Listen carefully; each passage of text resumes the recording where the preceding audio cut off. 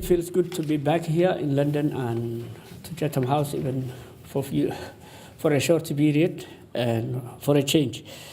I'll be speaking about, briefly, I will be speaking about the history, the recent history of Somalia, the latest developments. And I will be speaking about what the Somali government wanted out of this conference. And a little bit I will be speaking about the future, which is the outcome of the conference. Going back to the recent history, Somalia has concluded a very complicated election process that have seen enhanced legitimacy. Although it has not been one man, one vote across Somalia, we have been able to organize an election where at least caucus groups elect each member of the parliament. There has been some shortcomings, some criticism, some mistakes, which we believe we learned from. But overall, it has been a peaceful election, and parliament of 275 members has been elected in at least 6 locations out in Somalia, where in the past it was only in the capital where a list used to be drawn by clan elders to decide who they wanted to represent them in the parliament. Now it has been an election and voting, some people getting elected and others losing with degrees of number of votes they have been getting. So it was the beginning of Somalia coming back into the democratic process that it was a pioneer in Africa at one point in the 60s. So after the election of the parliament, according to our constitution, the president is elected by the parliament, and there has been a number of candidates, including the incumbent, and out of them, a very popular president has been elected, a man who served as a prime minister in the past in 2009, and who has worked in Somalia and who knows the situation and what to expect in office. He has been elected, and there was unprecedented support, spontaneous support by the Somali people, mainly in the main cities across Somalia, especially in the south, but also in the diaspora. And large number of people have been demonstrating for days after the election. And people are celebrating because they see him as an honest, they see him as an experienced, and they see him as someone they can trust in the leadership of the country.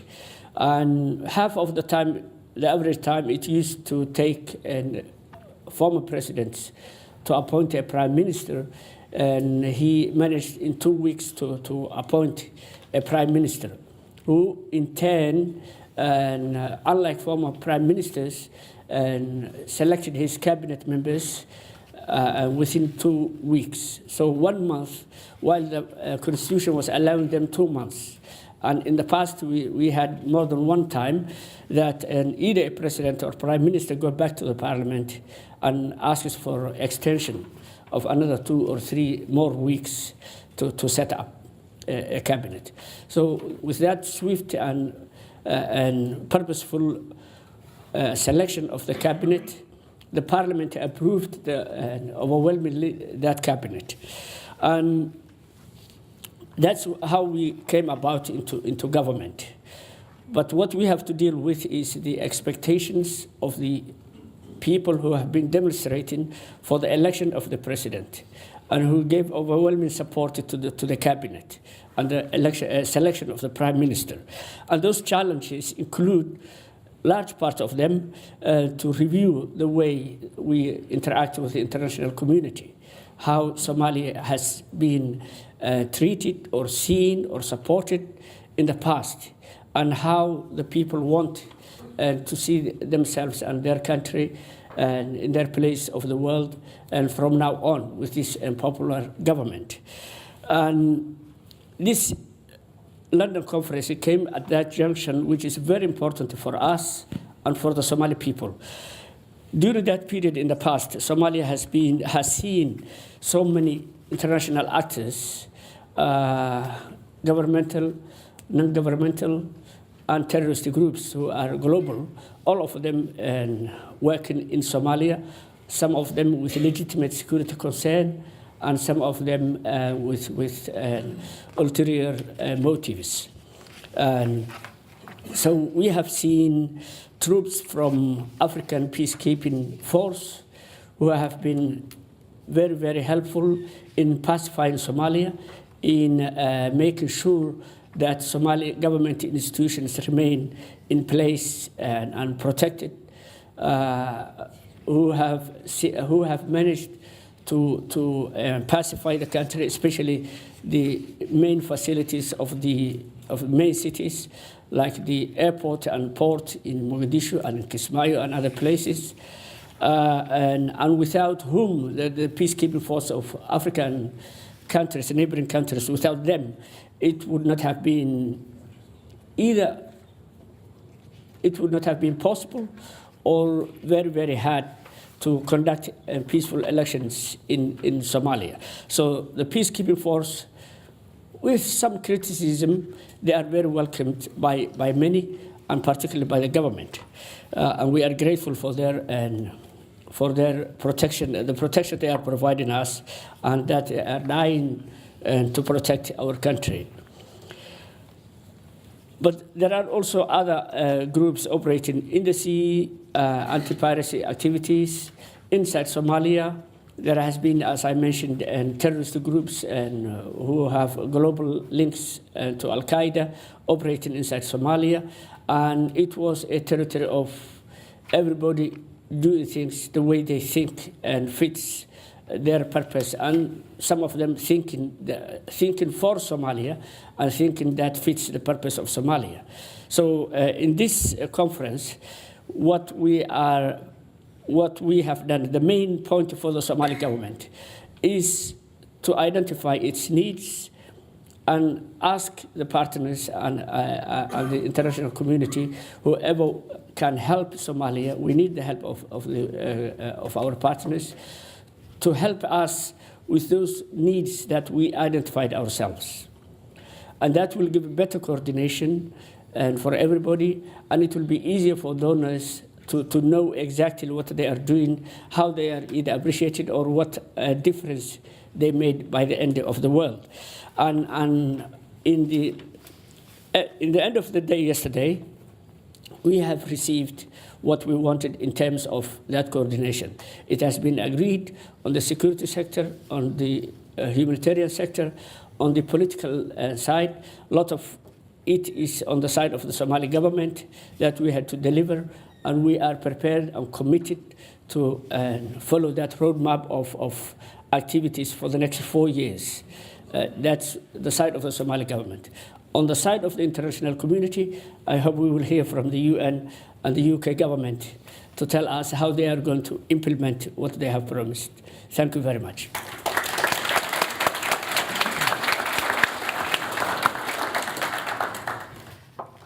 Minister, thank you very much, and amazingly keeping to time. That was very impressive. Thank you for the for your introductory remarks and that brief view of what's to come. Michael, if I can hand over to you now. Thank you very much, and great to be back at Chatham House. One of the things I find in talking to people who know Somalia is they sometimes have to double take when you talk about what's going on now, because many people have a lot of baggage about Somalia, particularly people who were there in the 90s or 10, 15 years ago. And there's a great deal of skepticism that here we have yet another conference with all sorts of wonderful things discussed, but is it really going to make a difference? So what I thought I would talk about is some of the things that's going on, and maybe what's different now from what where Somalia has been in the past. And I guess my overall thesis is that Somalia is traveling in the right direction, albeit from a very fairly low base in terms of institutional capacity, in terms of security, and in many other measurements, but it is definitely traveling in the right direction. Having said that, there is an extraordinary irony at the moment, which is that the conditions facing the people of Somalia are probably worse now than they have been for many years. We have 6.7 million people living in great need and distress, 3.2 million people facing crisis. We have something like 650,000 newly displaced people in the last 6 months. Mercifully, famine has not yet happened, but it's a battle to keep it at bay. People are dying more from disease like cholera and measles and diarrhea than they are from actual malnutrition. And so we've got an enormous human challenge in Somalia, and no one should ever forget that and underestimate it. But the curious thing, this is taking place at a moment of extraordinary political optimism and opportunity. And the real challenge is, how do you bottle that political momentum and translate it into real benefits for the population so that Somalia never faces another crippling drought that it's facing right now. Skepticism about conferences. You know, a lot of people were saying, what's going to be different about yet another conference on Somalia, including the Foreign Secretary. He was the one who kept on saying, this is the 32nd conference on Somalia that he's aware of. I've got to get his list from someone. But there are a few differences between this conference, or at least Somalia now, and the last time there were some of these. There was a conference in London. The first is that the federal state architecture is now more or less in place. There's some things still missing, like the status of Mogadishu and Benadir. There's the regularization of the interim status of a number of federal member states. And there's border issues and so on. But we have a federal state architecture, and that's very important. The second thing is, as the Minister said, we've just been through an electoral process. And I'm glad you called it an electoral process, because it wasn't really an election. It was more an electoral process. It was more a political process with electoral features, I feel. But it delivered a result that has been widely received as legitimate by the population and by the international community. And I would say the other thing we've had in the last month or so is an agreement among Somali leadership on the security architecture. And that is extraordinarily significant as well, because one of the things that we have not focused on for many years is the politics of security. And what this conference did is celebrate an agreement among Somali leadership as to the basis upon which the army, the police, the intelligence forces will be formed, the respective roles and responsibilities of the central government and the federal member states, and so on and so on, affordability, how it's going to be paid for, and so on. So these are very important developments. But I would say that there are, just quickly, 5 big challenges that we collectively now face. The first, of course, is responding to the humanitarian crisis and ramping up capacity as quickly as possible, but then making sure that is done in a way that reduces the likelihood of it occurring again. And this speaks to a much bigger agenda that came out of the Istanbul conference last year, which is identifying smart outcomes to build resilience, getting development and humanitarian actors to work together with security actors, getting some socioeconomic investment, for example, for IDPs and so on. The second big challenge, I would say, is security, of course. AMISOM, as the Minister said, has played an extraordinarily important role, but won't stay forever. The key issue is, can the Somalis take lead responsibility for their own security? And in the past, that has been approached as a sort of technical and military and operational problem, when really it's been a political problem. And that's the breakthrough, Minister, I would say, is you have a political agreement among the Somalis as to how this is going to be done. And then the security pact yesterday was between the international community and the Somalis on how that security architecture will be implemented and how the international community will support that. The third big set of challenges are political, and I would say the centerpiece is the constitutional review.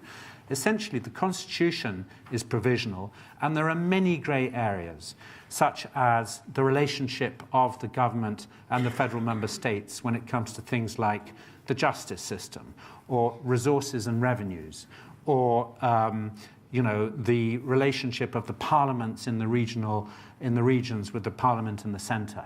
There's a lot of stuff to be worked out, the status of Benadir and so on.